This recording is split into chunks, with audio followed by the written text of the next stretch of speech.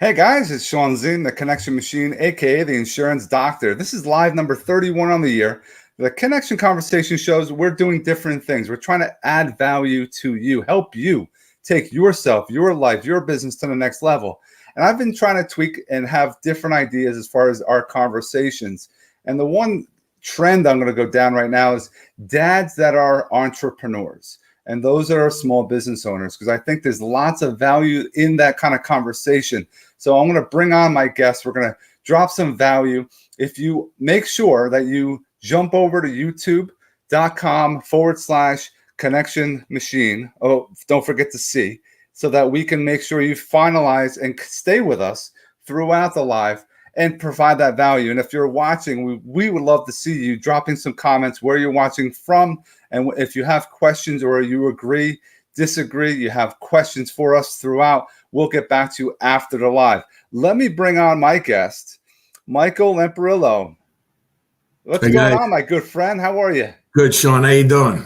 Thanks so much for joining us today. This is going to be phenomenal. On a Saturday, taking some time out. That's right. We're taking 30 minutes, and the people, should stop eating their frosted flakes, maybe stop sipping their coffee, or keep doing it while they're listening to us. Yeah, that's all they got to do. But I want to thank you for taking some time with us today. Can you give us a little intro of who you are, Mike? Sure.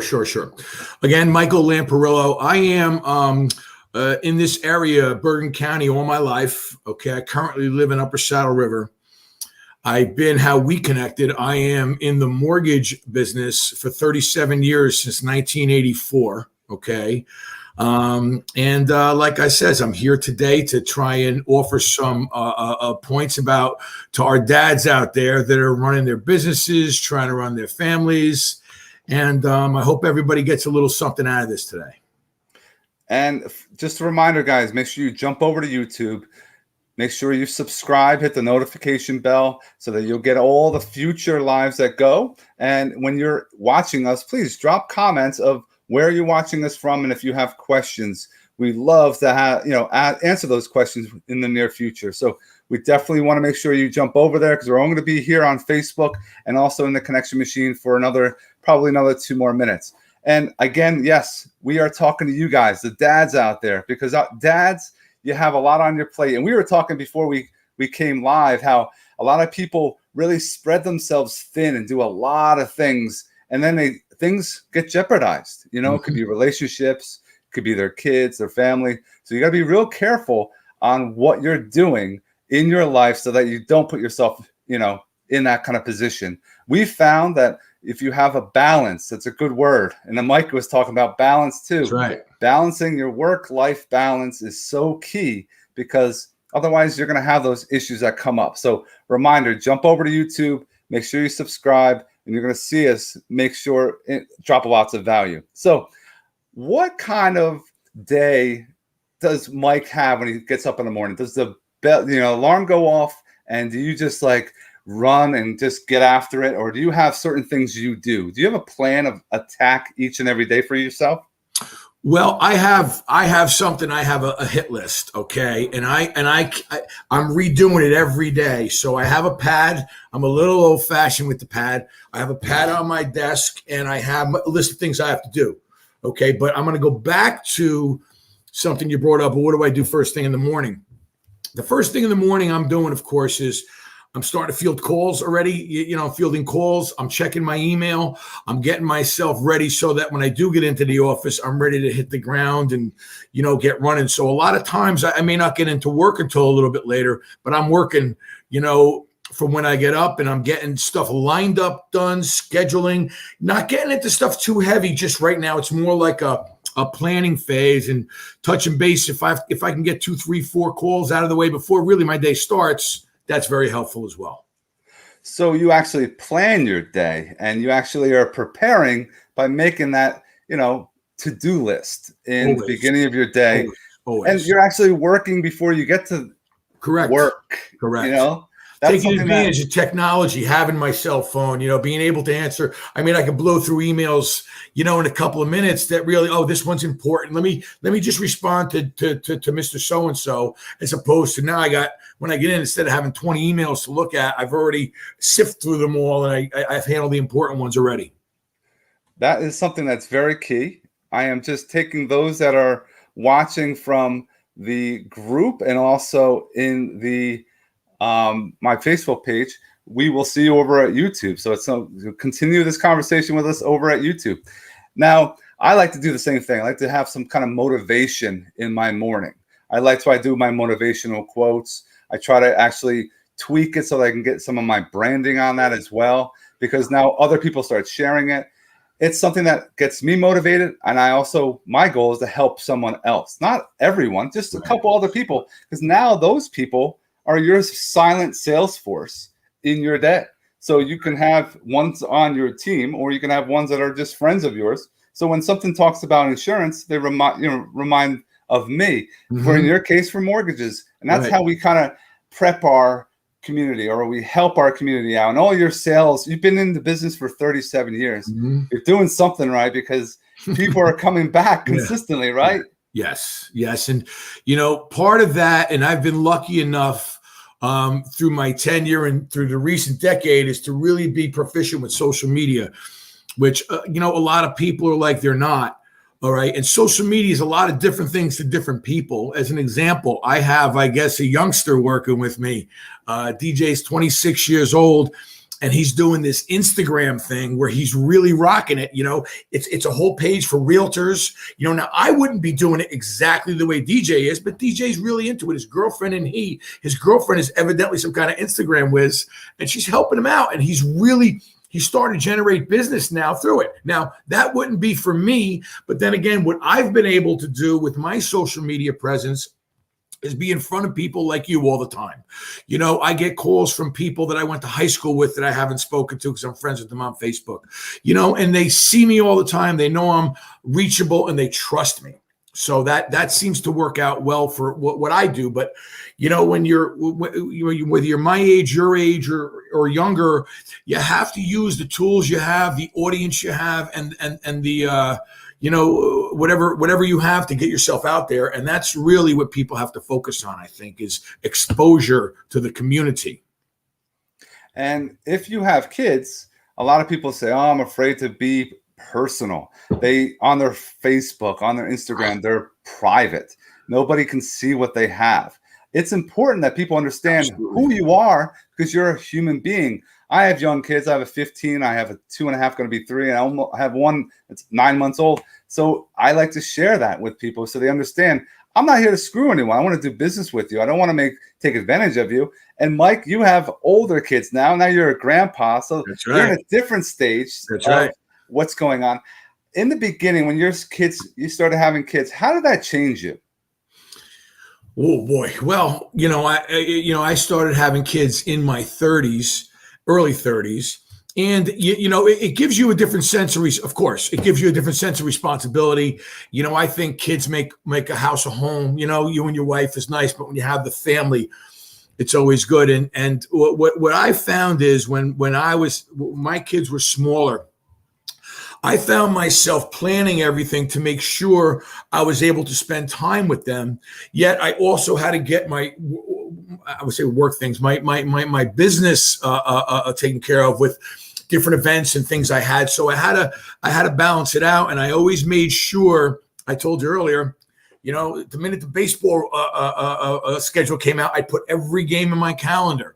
I would have that, and I would see what kind of conflicts I have ahead of time to see if number one, I can make a adjustment, but number two, there's going to be times when, as dads, and I know how hard it is when you have to tell your son or daughter, when I can't make that recital, I can't make that game. But being the kind of dad that, if you're a good dad and you're involved in everything, there's going to be a next a recital, a next baseball game. So planning and coming to terms with your plan, what you can and can't do. Don't overpromise these kids because they can't wait to see you. But you know what? They understand when things happen. Just don't make sure this don't happen all the time and you're missing everything. That's another problem where I think that really, really hurts kids. I've seen kids very disappointed, that their parents weren't able to be part of, the wrestling match, the baseball game, the football game, the dance recital, whatever it is. You got to kind of plan for it and make your adjustments as early as you can. Stick to it and don't look back. If you miss something, you miss it. There's always going to be something else. And dads are busy. They're at events, they're at meetings, they're networking, they have a big client, this or that. So, you guys are busy, but be comfortable in your decision and don't beat yourself up over not being able to do one thing or another, because part of being a dad and part of being an entrepreneur is to be able to deal with making decisions on what you are and aren't going to do.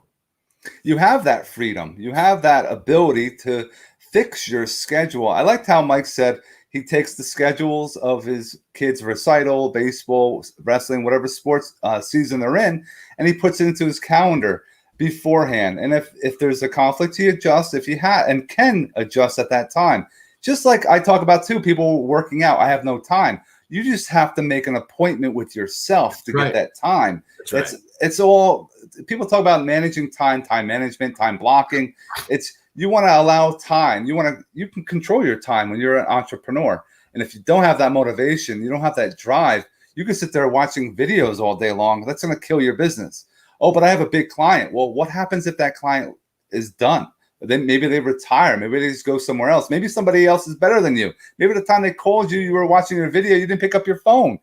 And they're going to go somewhere else. So it's very, very important that you keep that in mind and have the accountability, the planning up front, because you're going to sacrifice every once in a while. Absolutely. You're going to have to do that. Life. We all, we can't. Oh God, we have a wedding this weekend. We can't go to Joni's, this and that. We do that in life all day long. So I guess you and I are trying to say to these dads out there is to go through the process, make sure you set the calendar dates, what's going on, and this way you can book, change, adjust, or come to terms with just you have to miss things. Now, when I try to share with my family what we're doing, my girls, what we're doing throughout, but I also at times I just put the phone down. It's a lot of people, that's a problem too. They might just constantly, in my world, I always will say, if someone calls me, I'm going to answer, but I'm going to say, hey, listen, I'm doing this. I'm with my girls. Just so that someone understands and they'll hear Olivia cooing or crying in the background. Like, oh, you have to go. I'm like, listen, I appreciate the call. Can I call you later or give a time, or can I call you tomorrow? Everyone understands that. But people think, oh, I have to answer the phone all the time. I have to take this. It's good to go to voicemail from time to time because it makes it show that you are busy, that you are important. But make sure you have a voicemail set up, because if you don't have a voicemail set up, you have a problem, or if it's filled. You know what I noticed over the years, and this is very important, especially if you're an entrepreneur, Dad, you're going to get texts from people. You're going to get emails from people. You're going to get phone calls from people. You really have to make sure that regardless of whether if you take the call or not, or tell them you call them, you got to get them back. People aren't afraid to leave messages and text me. You know why? Because they know they're getting a call back. There's no question about it. And of course, we all forget things, okay? Barring that, oh my God, that one I forgot. Barring that, they know they're going to get a call back. If you're dealing with somebody and you've done it and I've done it, the guy don't call back. You don't want to leave another message because he's just not going to call you back. And that gets you aggravated. Usually that's with people, you can't choose who you want to deal with. But you can choose a guy like that's out, okay? So getting back to people on their message or on their text, I always tell people in today's day and age, please just text me your name and number. This way I know I got a text. I'm driving. I just spoke to John. He's a referral from the credit union I deal with. He's a police officer who wants to buy a house. I said, please take this way. It's on my text. His name is there with a strange number, of course. I don't have his number in my book. So I always ask for a text, when I'm driving or I can't really talk to somebody. And I got to tell you something. I spend a lot of time going back over my texts, over my things to do to make sure I don't miss calling somebody back. It could be a future client. It could be an existing client. But I don't want to make that mistake and tell him I'm going to do it and not do it. Yeah, I've done that too. My voicemail might be filled and someone will call me. Hey, I couldn't leave. And that's good too. just call somebody, leave a voicemail, or text that person. Or a Hey, text. A lot of people feel comfortable texting today. Yeah. So it's okay. And I like the text personally because I go through my texts every day. I scrolled. Oh my God. And you know how many times it's like, all right, I forgot to call Ray back. And and this way I do it. So I use the text as a tool, especially with new people. When you're dealing with John, all right, John, I'll call you back. And you got his number there. It's him. You're kind of familiar. But when Steve calls you for an insurance meeting or this or that, you're juggling the kids. You're at a baseball game, just have the text. And I think that's a good way of, having a record of it so you can scroll through and get your, deal with it later. No, for sure. And with social media, you've been doing it for a while. What got you into using social media? Because a lot of people are afraid of using social media. Absolutely. One, or two, they don't know how to. They think that I'm going to do a post. Use me to list your home.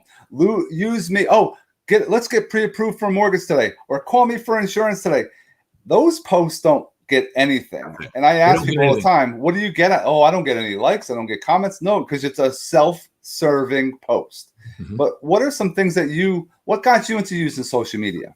Well, okay, very simply, and I'll segue into a website I started, or a page I started in a bit. But when Facebook came out, I was like, I guess what are we doing now? 15 years, 12 years? I don't even know. Yeah. Okay, when Facebook really started, getting popular, I enjoyed being able to connect with people I haven't seen before. To me, that was the ultimate purpose of it. Now there's a multitude of purposes, but that's how it started. You get to see people that you don't get to see on a regular basis. And I thought it was awesome. So as it started going on, a friend of mine, this treks into one of my passions is the wrestling. He goes, you know what? He goes, you love the sport so much. He goes, why don't you just make a wrestling page? So 12 years ago, whenever it was, 10 years ago, I made the New Jersey Wrestler is my page. And currently I have, I think, close to 18,000 followers, on my page. But I want to get back to what you're saying. And this is very important for people. I use social media to connect with people. I use it to show pictures of my family. I use it to promote my business. I use it to share wrestling data. So I'm given a complete balance of information. I'm not just using my Facebook for business. You see twice a week, once a week, the mortgage stuff comes up. Okay. Yep. Same with the wrestling. So I think that social media has become to me a way I've branded myself, and I do get calls, from people that I either haven't seen or, somebody told me I saw you on the Bergen County Live site. Someone recommended you, so I do get those calls.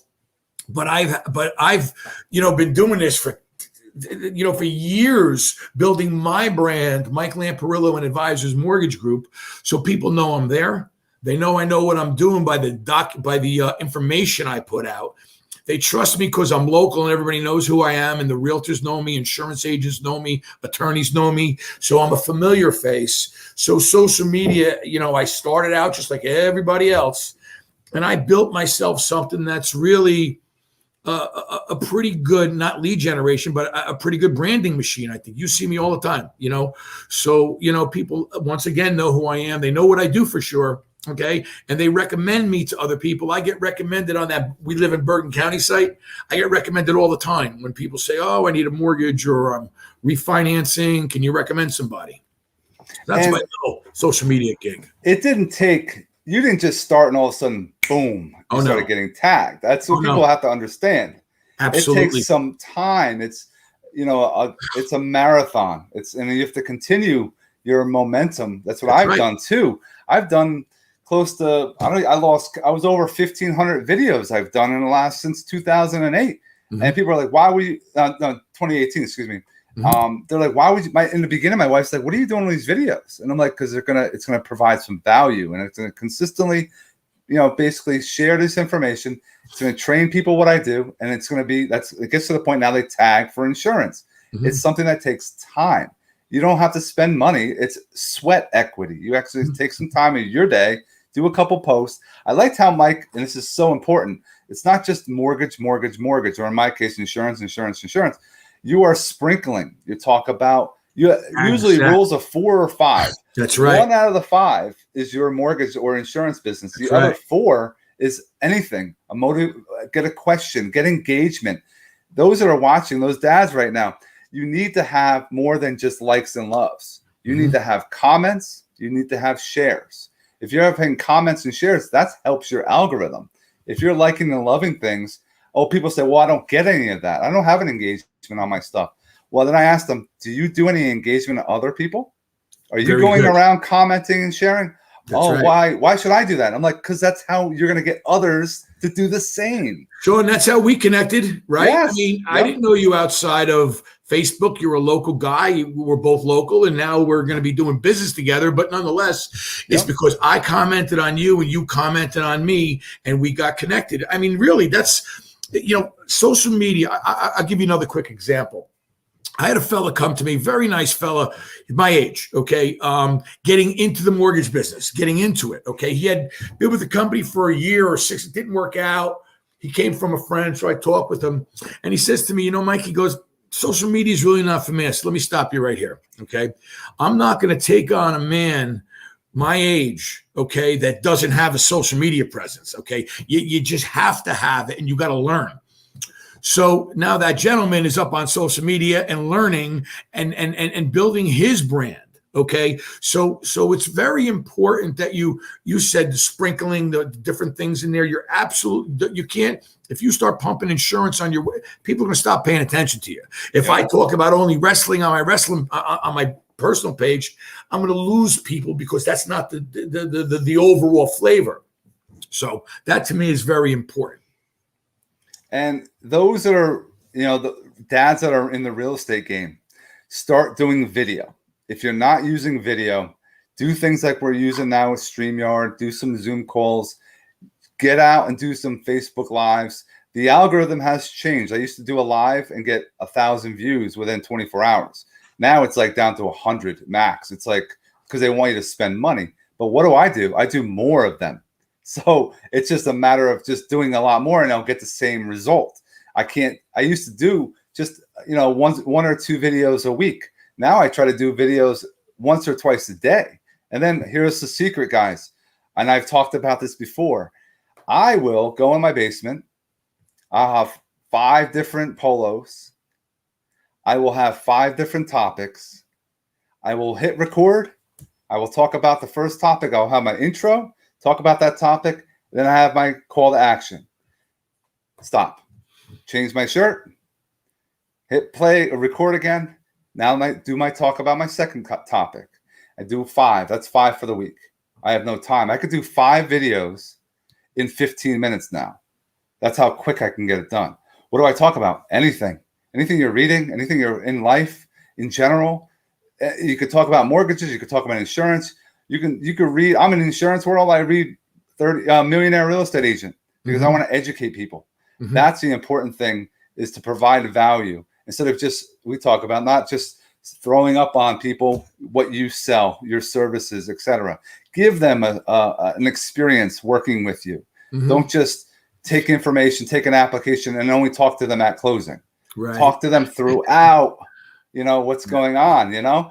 That's a so important thing. And doing lives, interviewing, collaborating like we're doing helps others, guys. If you're not doing this, start doing it. I don't have a show. I can't do what you're doing. I love doing this. This is my best way of getting my brand out there, is helping others by providing that value with other guests. So we just consistently just drop that value. And it only takes a few short minutes. We're going 30 minutes and we're almost out of here. So what is any final thoughts you can share with us, Mike, for those dads that are entrepreneurs out there? First of all, thanks for having me. It was fun. Really, it was fun talking to you and whoever's listening. But what I would say is, to people out there, a couple of things. You can't be everything to everyone. Okay, plan. Be confident in your decisions and put your family and your kids. I mean, this is only one time around, guys. When they get older, you're not going to be able to go back to all these things. Get as much as you can. Be comfortable with your decisions when you can't do things.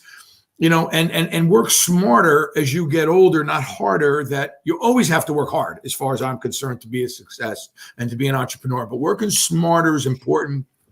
And the social media thing I want to leave you guys with, you really have to get involved in social media. And what Sean does is a little advanced for most people. I got to say, I'm not saying you don't have to do that or you shouldn't do that, because you should if you could, but use your social media to make friends with and comment on and join realtors when they list their houses. The insurance guy, when he has a little bit of information to put out there, comment on it. The attorney, whoever it is, you're building your network, and Sean, you and I are a perfect example of it. And to all the dads out there, you guys are great. The moms are great. Plan your day, grow your business, create your brand, and have a great life. Well said. I appreciate you, Mike. This is so much fun.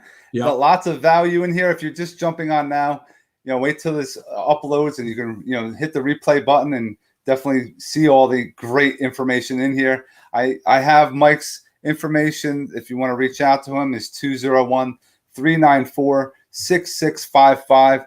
And I'll leave you with one quick tip, like Mike was mentioning. If you're a mortgage or an insurance or an accountant or financial advisor, and an agent puts a listing up or an open house, share it to your wall. If you'll notice, what I do is I'll say, who's in the market for ? And I'll say, reminder that I can secure property insurance, ! And I'll do that when people say, why are you going to do that? Because it reminds them I do insurance, but I'm also providing value to those that are in my community about this listing. And then I'm helping the agent out, getting some more exposure. That's where you're helping others. And don't even ask, just do. Because if they say, why did you share my stuff? Because I want to help you. And nobody is going to have a problem with you helping them. So again, Mike, thanks so much for your time. Welcome. And I hope everyone enjoys their rest of their day. And definitely subscribe, hit the notification bell, and have yourself an awesome day, guys. Thanks, guys. I'll see you.